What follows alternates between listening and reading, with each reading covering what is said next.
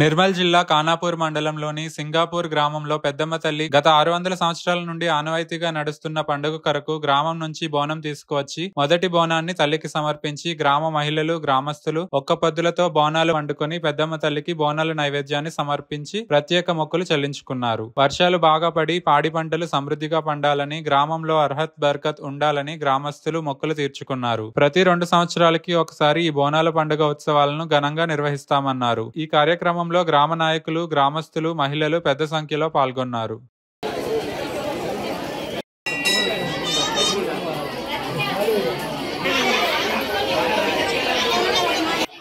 సింగాపూర్ గ్రామం ఖానాపూర్ మండలం నిర్మల్ డిస్ట్రిక్ట్లోని పెద్దమ్మ తల్లి దేవాలయం 2 సంవత్సరాలకు ఒకసారి వార్షికోత్సవంగా జరుపబడుతుంది.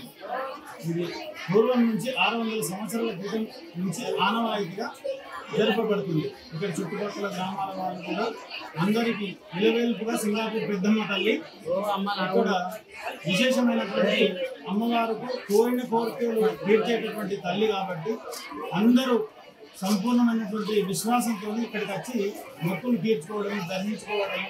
ఈరోజు 2 సంవత్సరాలకు ఒకసారి విశేషమైన కార్యక్రమం కాబట్టి దానికి 2 సంవత్సరాలకు ఒకసారి గౌడ్ల గడ్డెపోతు ఇక్కడ చుట్టూరుగా ఈ గౌడ్స్ వాళ్ళు కానీ కుల వ్యవస్థగా ప్రతి ఒక్క కులం నుంచి కూడా వచ్చి వారి కార్యక్రమాలు చేయడం జరుగుతుంది.